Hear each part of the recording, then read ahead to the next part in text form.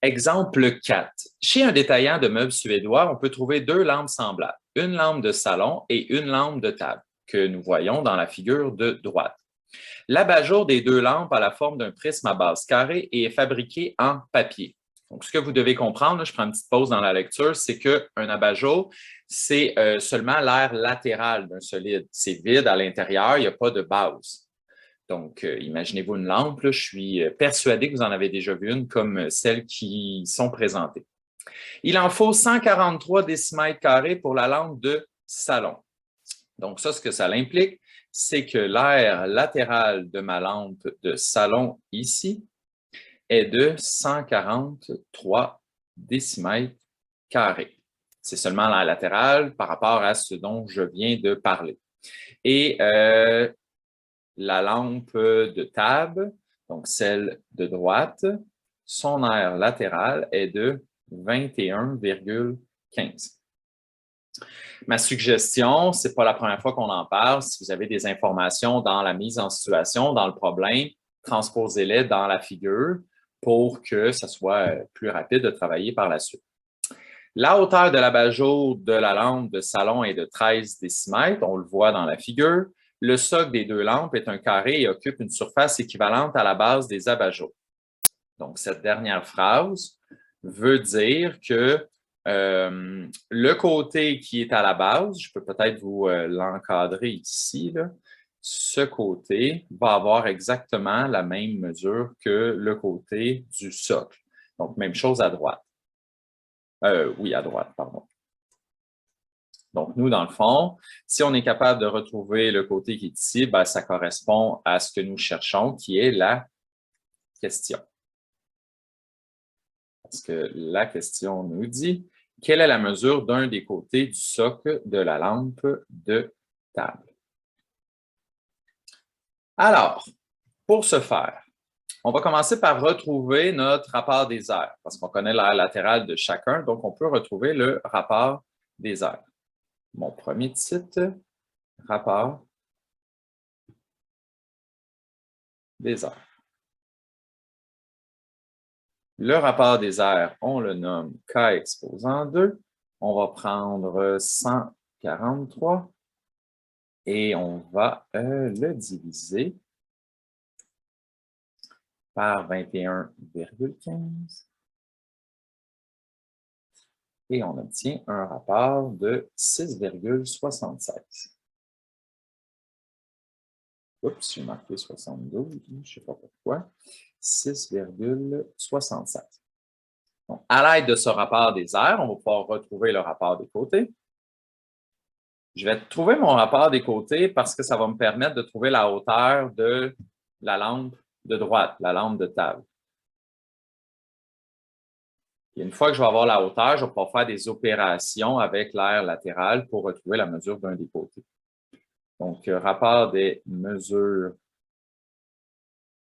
de côté.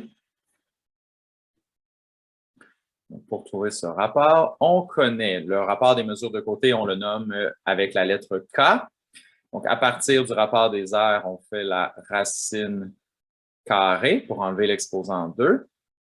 Donc, ça va donner racine carrée de 6,76 qui nous donne 2,6. Donc, maintenant que j'ai fait ça, je vais pouvoir trouver la hauteur de la lampe de table.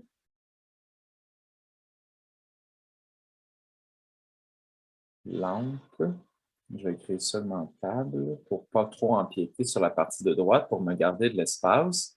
Donc, pour faire ce calcul, je vais prendre le 13 décimètres, qui est celle de salon. Je sais maintenant que le rapport entre les deux est de 2,6.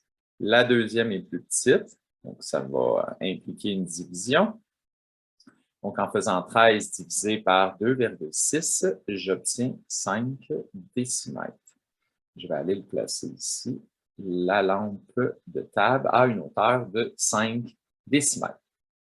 Donc, comme je l'ai dit rapidement, avec notre aire latérale, je vais pouvoir trouver la mesure d'un des côtés en travaillant nos opérations inverses. Donc, mesure d'un côté.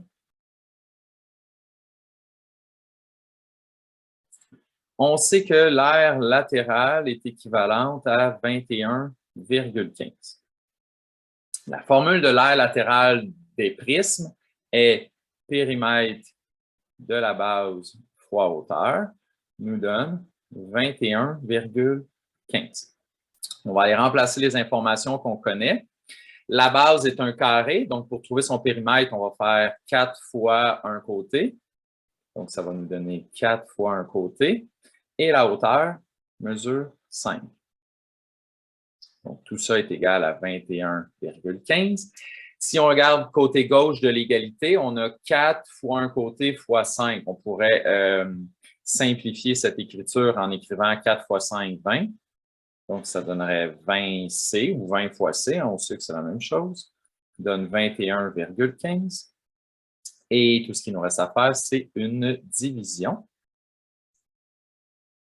On divise par 20, on divise par 20 et on va avoir isolé la variable C qui sera notre réponse.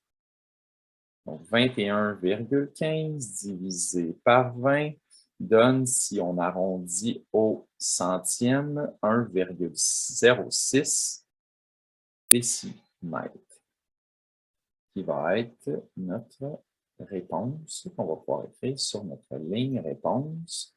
La mesure d'un des côtés du socle de la lampe de table est de 1,06 décimètres.